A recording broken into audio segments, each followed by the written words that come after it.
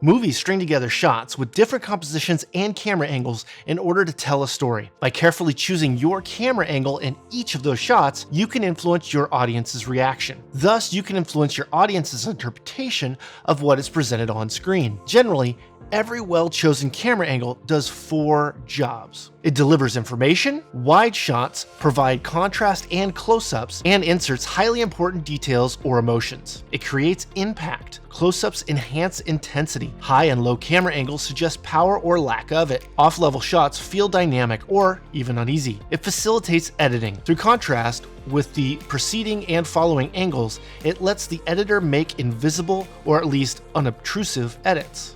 It enhances performance. Closer shots intensify performances. Longer shots make them less intense. There are a number of factors that determine a specific camera angle.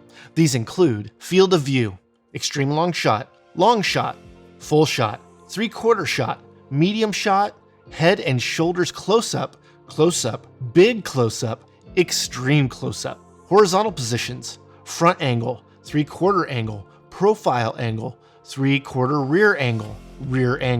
Vertical positions, bird's eye angle, high angle, neutral angle, low angle, worm's eye angle. Camera level, normal, Dutch, or off level. Finally, we can also describe camera angles by their purpose, master shot, establishing shot, insert, cutaway, or population, single or 2-shot. Let's take a closer look at the functions and connotations behind each of these factors. Field of view refers to everything that falls into the frame of the image. A camera's field of view is determined by 2 factors: the camera's distance from the subject and the focal length of the lens. There are different types of common shots in production that are named to describe their field of view in relation to the subjects. These shots include extra wide, medium, close-up, and extra close-up. Using a lens with a short focal length gives you a wide field of view. This allows you to capture a lot of background with your subject. Lenses with wide fields of view also decrease the perception of camera shake, make them a popular choice for handheld action shots. Wide-angle lenses also seem to exaggerate depth. Thus, subjects in the rear are smaller than they would be in normal perspective. Those subjects will grow rapidly as they approach the camera, making them seem to move faster. Everything about wide-angle shouts speed, power, and excitement. Some shots function as establishing shots. This is because they include an area around the subjects or subject and give a sense of placement in an environment. We all remember a gnat-sized Omar Sharif riding out of a mirage in Lawrence of Arabia. Long shots literally shows us the big picture, revealing who and what is in it, and the spatial relationships among them. Extreme wide shots in Lawrence of Arabia emphasizes the contrast between the seemingly endless expanse of the desert with the tiny human subject making his way across it. Physically distant shots are often also emotionally distant. They leave the viewer detached, observing calmly from the sidelines. They can create tension, however, when they withhold details of tiny subjects that viewers desperately want to examine. In the classic film version of Henry James' Turn of the Screw, released as The Innocents, we can just make out an indistinct human figure on the far side of a lake. Is it a ghost? We can't see enough to tell. Though photographed in cheerful sunshine, the shot's as creepy as a crypt at midnight. As usual, normal lens settings are unobtrusive because their image looks like what we see in real life. A lens with a long focal length gives you a narrow field of view, allowing for close-up shots to be achieved with the camera further away from the subject. Lenses with narrow fields of view are also used to compress space, affecting the perspective depth of field and making the subject stand out from the background. Emotionally, long lenses often convey formality and a certain detachment. They keep us distant from the action, even as they magnify it. Paradoxically, long lenses also convey suspense, like when the rescuing hero runs desperately towards the lens, yet runs and runs and runs without seeming to get any closer. When framing up people, subject size is usually gauged in terms of a standing position. In a long shot, the person is in the middle distance, with plenty of room overhead and below the feet. In full shot, the person fills the frame from head to foot. A medium shot covers waist up, and a classic close-up frames ahead. neck, and just a touch of the shoulder. Subject size has further divisions within each general category. This shot from The Innocents uses the distance to obscure details about the subject from the viewer. Because he can't see the subject clearly, we must make inferences based on the little information we do have. Mid-range angles, including full shot to medium close-ups, tend to be inconspicuous because they model typical human perspective. When you want the video camera to be invisible, framing just a window on the actual world, mid-range setups are the ticket. This medium shot from Kong, Skull Island, is wide enough to show some details of the setting, but close enough for viewers to emotionally connect with the Tom Hiddleston's character, James Conrad. Close shots tend to be intense. Moving in on a subject enhances its importance. The bigger a subject is in the frame, the more viewers pay attention. Very close camera angles can often do the acting for the performer. In The Golden Oldie, A Fistful of Dollars, ultra-tight close-ups of Clint Eastwood tell us he's planning a big surprise for the bad guys. We know this even though his face is totally expressionless. Clint Eastwood's job is made a little easier with a big close-up. In A Fistful of Dollars, this camera angle serves to amplify emotion. Too many constricted frames can produce claustrophobia in viewers. It's usually better to range between 3/4 two shots, need ahead, and normal close-up shots, saving the really tight stuff for special emphasis. The camera's distance from the subject and focal length of the lens together determine how much of the subject is visible in the frame.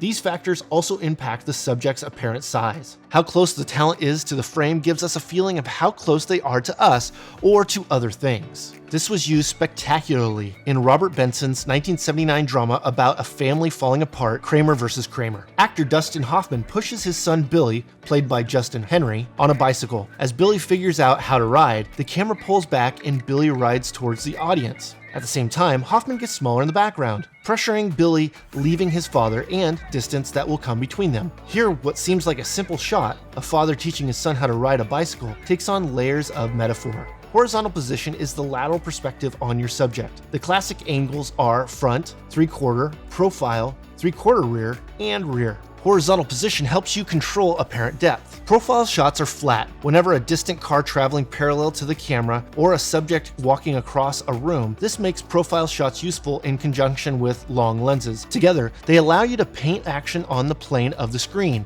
delivering a studied formal effect. Profile views often appear flat while 3/4 views create more depth. Rear angles can be used to create an air of mystery around the subject since the subject's face and expression are hidden from the viewer. 3/4 shots, both front and rear, have just the opposite effect. These shots enhance depth by letting subjects move forward or away from the camera. In general, 3/4 setups also tend to produce diagonal lines from inside walls, buildings, and streets. This enhances depth and adds a dramatic quality to your compositions. In conjunction with wide-angle lenses, which also exaggerate apparent depth, 3/4 views are great for action, fights, chases, and the like. Of course, front and rear angles also enhance depth with moving subjects, but they send other signals as well.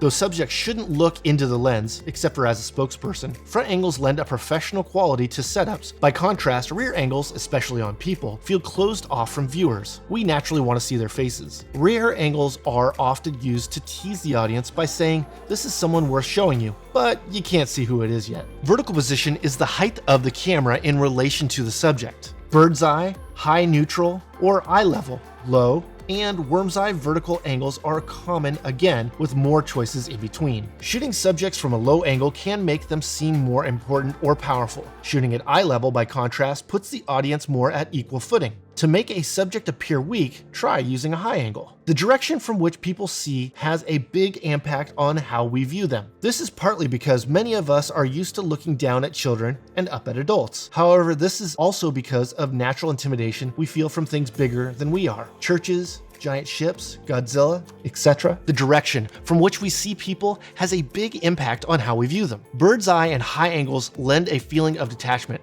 of being literally above it all. Functionally, they're invaluable for orienting viewers to complicated action because they function as maps of the shooting environment. As you might expect, neutral angles are inconspicuous because they approximate the usual human viewpoint. Though we frequently look up and down, we spend much of our time gazing more or less straight ahead. Looking at someone at eye level also shows them to be an equal. In Return of the Jedi, when Luke meets the tiny Jedi Master Yoda, who is all of 2 feet tall, you notice that Luke is sitting on the ground when they meet, so that their shots are all done at eye level. In fact, Yoda, despite being small, is very consistently most filmed at eye level. Finally, high and low angles are emotionally important in framing people. High angles look down on subjects, making them weaker and less important. Low angles have the opposite effect. They increase power and importance. Camera level is another factor that can carry a big emotional load. Normally, cameras are kept level carefully, so that horizontal lines and horizons are parallel to the top and bottom of the frame. But artists have known for centuries that horizontal lines feel static,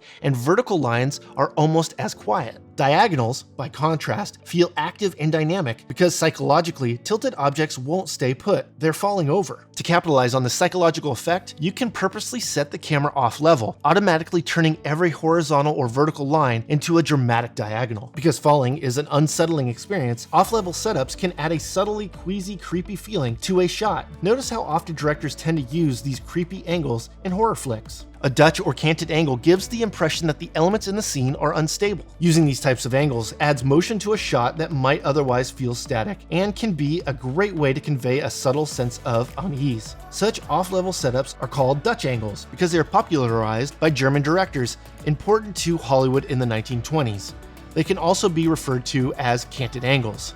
Most film genres have films that have revolutionized the way that type of film was shot, such as Stagecoach for westerns, Blade Runner for the science fiction, and Die Hard for action films. Study these types of films to help you understand how shot choice drives these stories. It'll help you make similar decisions on your projects. Of course, there's no substitute for hands-on experience, so make sure to practice what you've watched. These shots that you have chose for your films should all serve to further the effectiveness of your storytelling. Individual shots can create, enhance, and maintain a mood. Good directors and directors of photography have an emotional rationale for every camera placement.